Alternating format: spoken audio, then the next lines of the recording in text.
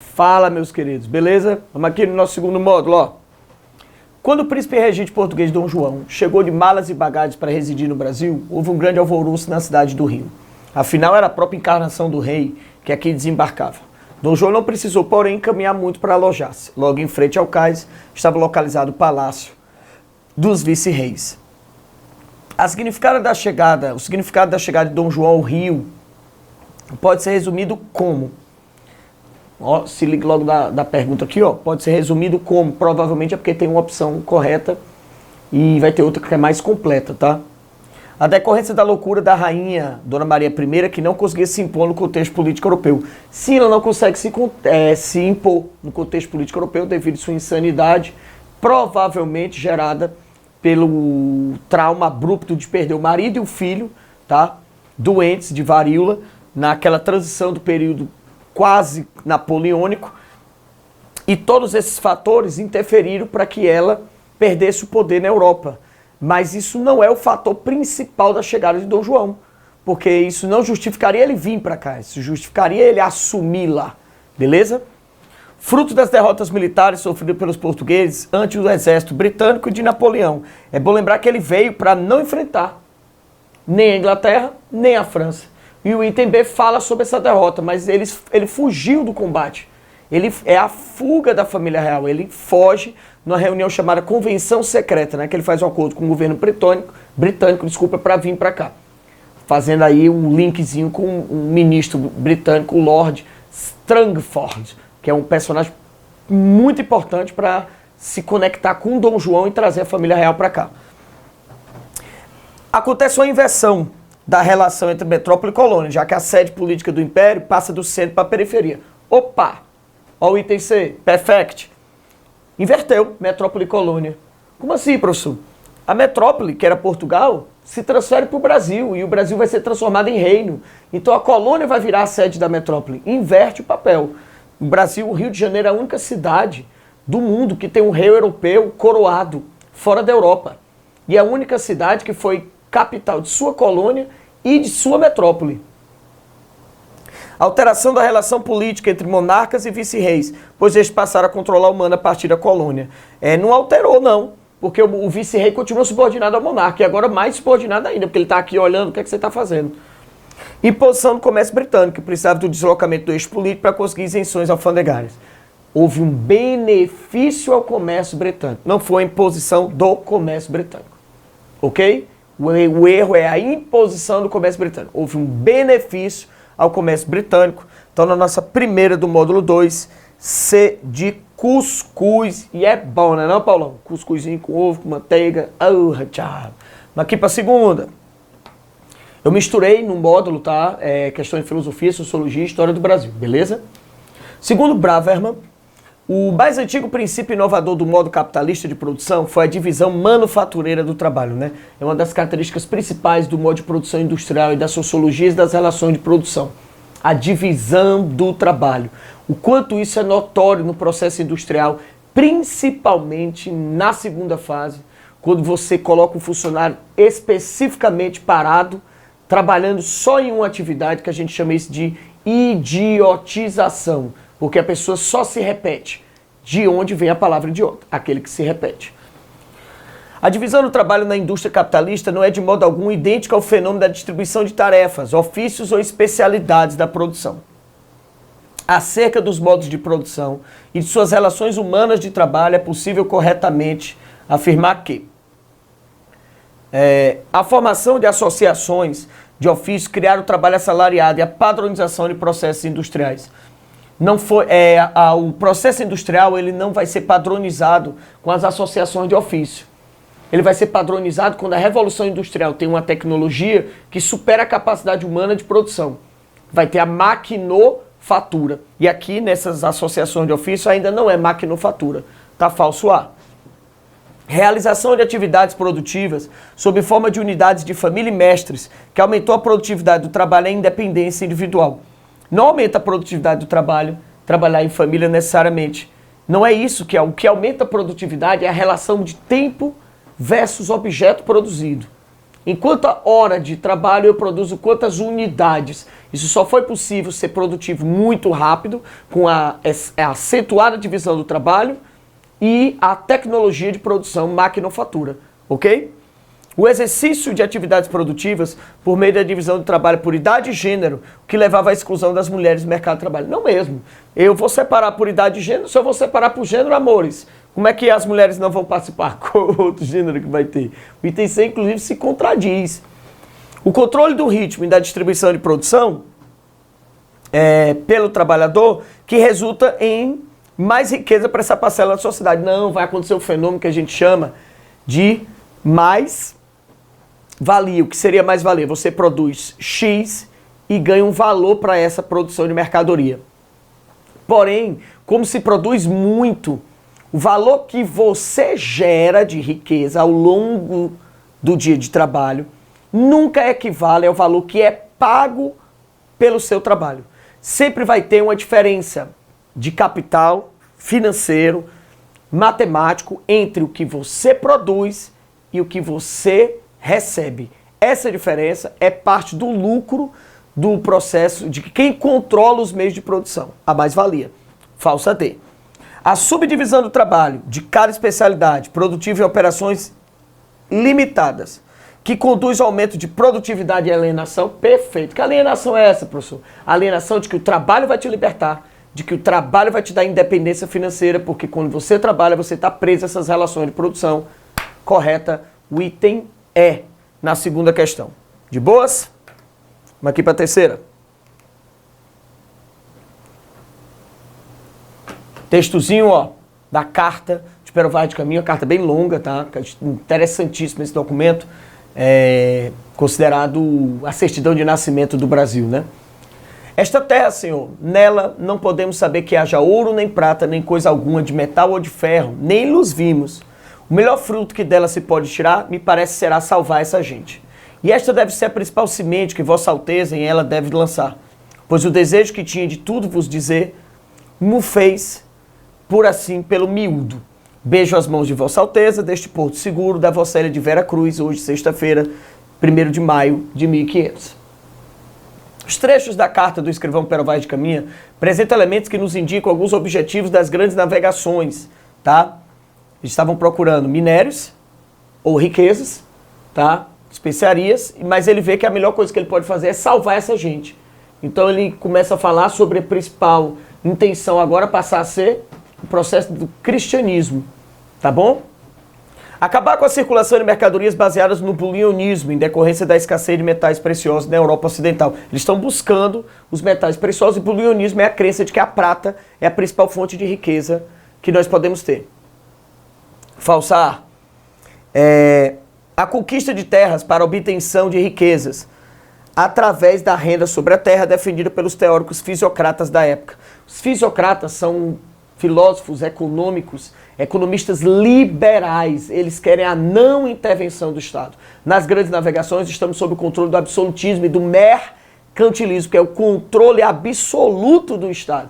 O item B, impossível os fisiocratas defenderem as grandes navegações como elas aconteciam, essa busca de riquezas. Falsíssima B. C. Obtenção de novos mercados de matéria-prima e política do laissez-faire para ampliação do fornecimento de produtos manufaturados. O item C é uma maneira fashion e francesa de falar sobre a mesma coisa do B. O liberalismo é a não intervenção do Estado. Laissez-faire, laissez-passer, le monde lui bébé. Deixa fazer, deixa passar, que o mundo segue por si só. Não é verdade que as navegações defendiam o liberalismo. Isso é no século XVII para o século XVIII. Isso aí é uma teoria do iluminismo e não tem nada a ver com o contexto da questão. O processo de crescimento econômico através de conquista de novos mercados, catequese e consequente afirmação do Estado Nacional, que o item D, ó, sucesso. Falou sobre catequese, falou sobre procura de novos mercados e afirmação do Estado Nacional, ou Estado moderno, ou Estado absolutista. Perfeita D de danado. Emigração descendente populacional europeu, decorrente da descentralização política, eu estou vivendo um absolutismo. Como é que eu estou descentralizando a política? Item E, porque você é assim. É o D, meu amigo, de Jingle Bell. Terceira D de danado. Quarta. o fim último, causa final e desígnio dos homens que amam naturalmente a liberdade e o domínio sobre os outros. Veja que é uma coisa humana, é amar a liberdade e amar o domínio sobre as outras pessoas. Correndo aí um risco da humanidade entrar em conflito, um estado de guerra, que é o que o Hobbes defende quando ele fala sobre estado de natureza. Daí ele vai criar a ideia de um contrato social onde abdica da liberdade para buscar essa harmonia. Porque nós somos perigosos para nós mesmos, segundo a natureza que o Hobbes vê da humanidade. E aí a gente faz um contrato para gerar um estado civil. Ao introduzir aquela restrição sobre si mesmos, sobre a qual os vemos viver nos estados, é o cuidado com a própria conservação e com a vida mais satisfeita. Quer dizer, o desejo de sair daquela miséria condição de guerra que é a consequência necessária, conforme se mostrou, das paixões naturais dos homens, porque eles são apaixonados pelo domínio sobre os outros, sobre o poder. Quando não há um poder visível capaz de os manter em respeito, forçando-os por meio do castigo ao cumprimento de seus pactos e ao respeito àquelas leis de natureza. Considerando o fragmento anterior, podemos dizer que Thomas Hobbes, pensador inglês do século XVII, defende a noção que, de novo estamos falando sobre contrato social, que divide dois processos. O estado de natureza, onde temos total liberdade, mas o ser humano acaba entrando num estágio de guerra, porque ele ama esse domínio sobre o outro, tem um princípio da preservação e da prevenção. Ele ataca primeiro, pensando que pode ser atacado, e aí nós tiramos essa liberdade e entregamos para um Estado absoluto, autoritário, punitivo, que nos protege de nós mesmos, que é o Estado civil. Apenas um Estado democrático morreu século XVII, Thomas Hobbes, ele defende o Estado absolutista, não defende o Estado democrático, porque as pessoas são perigosas, elas vão se colocar em conflito, não pode ser a resposta. Certos indivíduos extraordinariamente, quando apaixonados, amam dominar os outros. O item B também está errado, porque não são certos indivíduos. É a natureza humana, segundo Hobbes. Então somos todos nós, não certos indivíduos. Não é uma coisa minoritária, não é excessivo. Não é uma regra de exceção, não. É uma regra da natureza humana, segundo ele. O Estado resulta do desejo do indivíduo de garantir a propriedade privada, para deixar de ter uma condição mísera e participar ativamente no pacto social. Não é a questão da propriedade privada para ele, é a questão de conservação da própria espécie humana. Então a propriedade privada, a preservação da propriedade privada é uma consequência, mas não é a principal razão. Então, não é isso o item C. O homem é naturalmente bom. Não. Para o Hobbes, não. O homem é naturalmente instintivo e o instinto humano é de ataque. O homem é naturalmente bom para Jean-Jacques Rousseau. A natureza do bom selvagem. E aí a sociedade é corrompida pela propriedade. E ambiciosa. E aí acaba se destruindo as relações de harmonia. Então o homem é bom para Rousseau, não para o Hobbes. Os homens são naturalmente inaptos para a vida social. Eles nascem sem a condição de vida social. A menos que constituam autoridade, que eles entregam a liberdade, em troca de segurança contra eles mesmos. Perfeito, o item é. Definição de Estado para Hobbes, na nossa quarta questão, é a resposta. Quinta. Não tem prova de Enem, de sociologia, sem abordar os fundadores dela. Émile Durkheim, ó. Se liga no homem. Solidariedade orgânica, solidariedade mecânica. A cidade desempenha papel fundamental no pensamento de Émile Durkheim, tanto por exprimir o desenvolvimento das formas de integração, chama-se solidariedade, quanto por intensificar a divisão do trabalho social a ela ligada. Com base nos conhecimentos acerca da divisão de trabalho, assinale a alternativa correta. Meus amores, a questão já deu todas as dicas, para quem tem aquela base boa em sociologia, fez o nosso curso, reassista a aula, tá certo? Os fundamentos da sociologia, se você ficar com dúvida, não tem como não acertar essa questão, ó. Valendo uma foto 3x4 do Trigueiro, tá certo? Lindo, beautiful, tá? Uma foto do Fernandes, tá não sei o quê. E de tio Monteiro Júnior. Valendo todas essas fotos. Se liga na dica. Ele falou a palavra cidade, ele falou a palavra divisão do trabalho.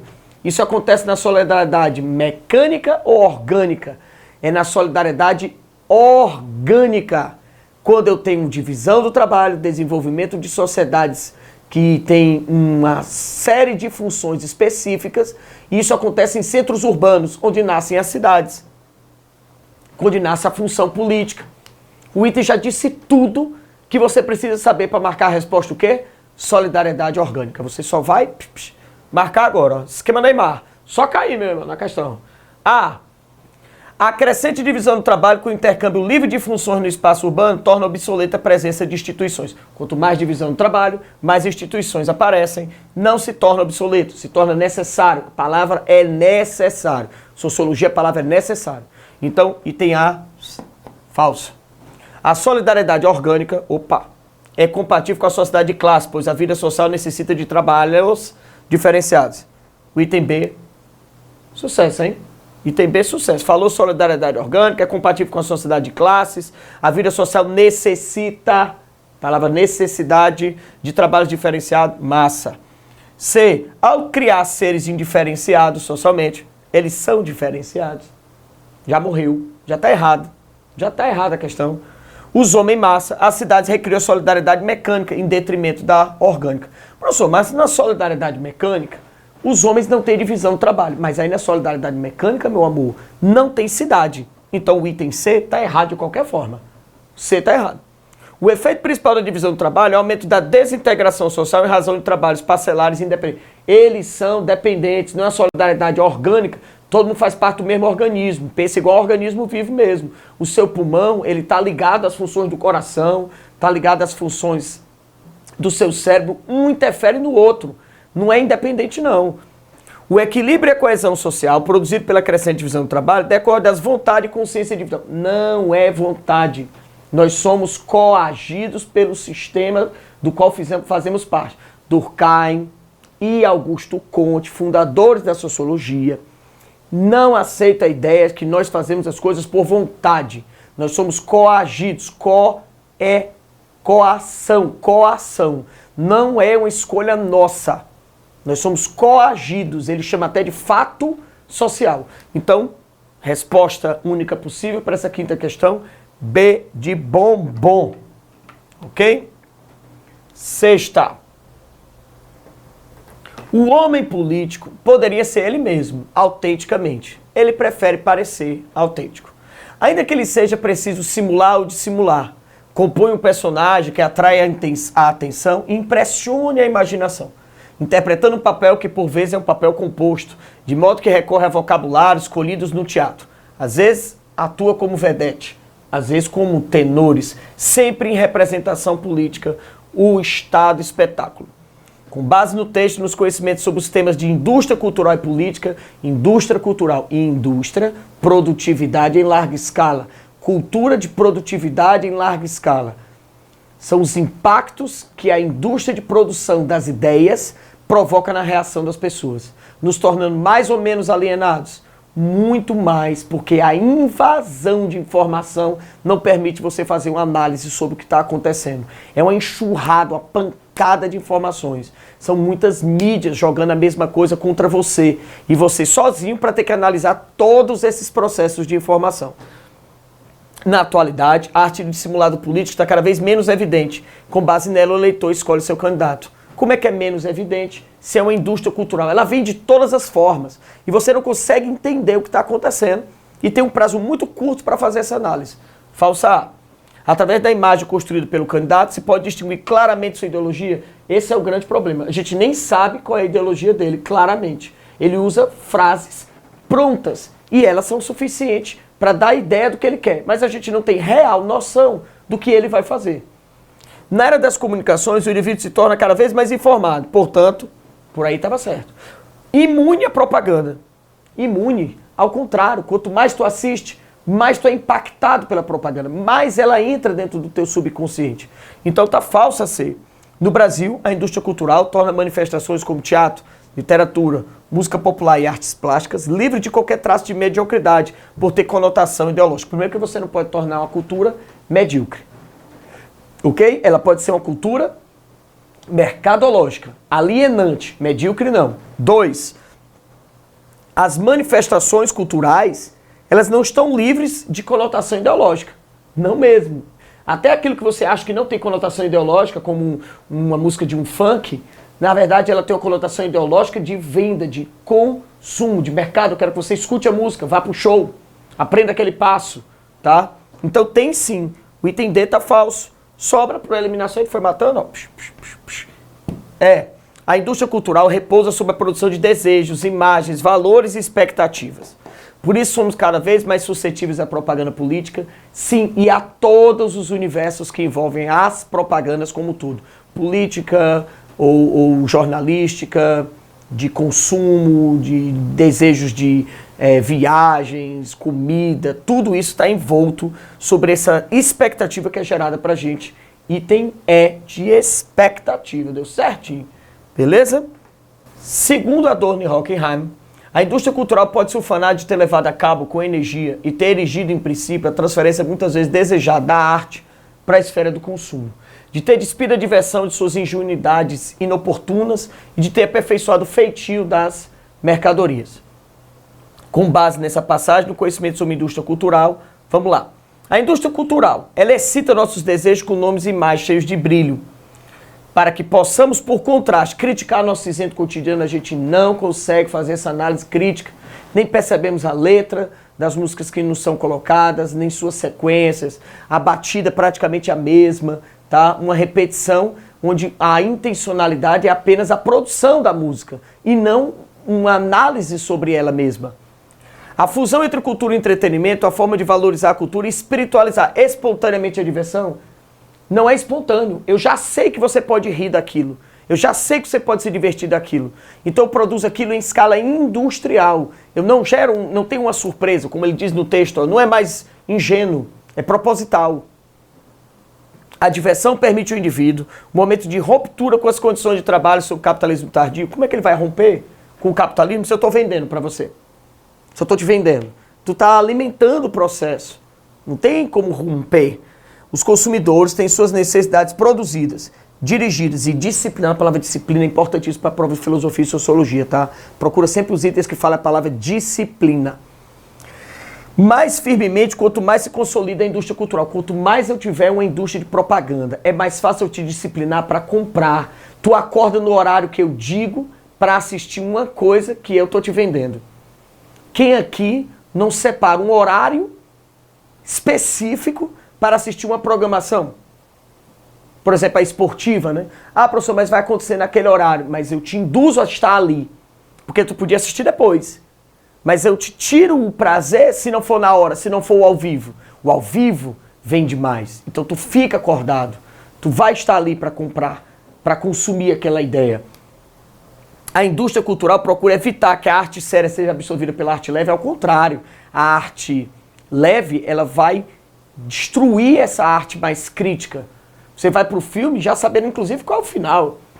No meio do filme, você já tem noção do que vai acontecer, tá? Então, é o item D na sétima questão. Para a gente encerrar o nosso módulo 2.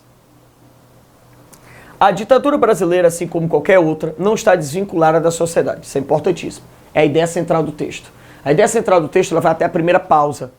A ditadura não está desvinculada da sociedade, ela faz parte dela. A sociedade queria a ditadura em partes. Da sociedade queriam, senão ela não tinha se sustentado. Ao contrário, ela se constitui e se organiza em função de referências nela enraizadas. É, antes de tudo, um próprio produto da sociedade. A permanência do regime militar por tantos anos não se explica exclusiva nem fundamentalmente devido só à repressão, tortura, censura, arbítrio. E sim porque existem relações de identidade, afinidade, consenso e consentimento de várias matrizes que se alteraram ao longo do tempo, de parcelas expressivas da sociedade com ideias, valores e propostas ao regime. O estudo do período da história brasileira recente, tá, da ditadura que vai de 64 a 85, governada por presidentes militares, passa por uma importante revisão. A respeito, podemos inferir que os militares agiram sozinhos, já morreu o item A. Você desmentiu o texto, a ideia central do texto. Está vinculado com a sociedade. Saiu A. A memória negativa sobre o regime militar é uma realidade comprovada e restrita. Também está falso. Não é uma realidade comprovada e restrita. Existem pessoas que até hoje defendem o retorno. porque faz parte do pensamento de uma parcela da sociedade, o autoritarismo, a defesa do autoritarismo. Então tem gente que quer regimes autoritários, faz parte do pensamento da sociedade brasileira. Pode não ser um pensamento majoritário durante um período da história, mas naquele período foi, em alguns locais ainda o é. Então não é uma comprovação irrestrita, não. Falsa B.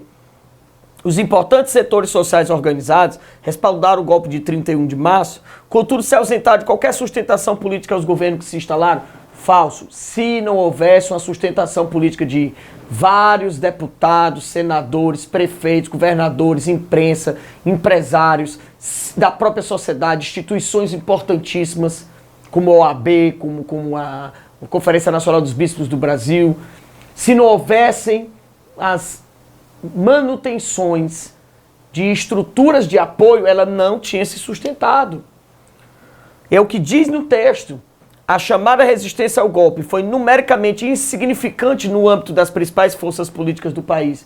Na conjuntura do acontecimento, sim, não houve resistência, porque eram tantas matrizes diferentes falando sobre a ameaça comunista que pareceu acontecer e quando o golpe foi dado nos salvou desse comunismo. Então havia sim uma ideia de que estava o Brasil sendo salvo num golpe político. E como isso aconteceu, não houve resistência. Sabe quando caiu a ficha? Em 65, quando foi criado o ato 2 e 3, que nos tiraram os direitos de votar para governador e prefeito, já tínhamos perdido para presidente, e anularam as eleições de 65 e só existem 2 partidos. Os outros partidos foram fechados. Foram os próprios políticos até que se antenaram de que o que estava acontecendo era mais grave do que pensavam e que eles estavam perdendo seus direitos. Aí eles também vão ao processo de protesto, num processo chamado Frente Ampla. O golpe de 64 foi inexpressivo da cultura política nacional? Lógico que é falso, todo golpe político é expressivo se chegar ao êxito. Não chegou ao poder, não tomou o controle, é óbvio que é expressivo. Resposta na nossa 8ª, D de dinossauro. Beleza? Valeu, moçada!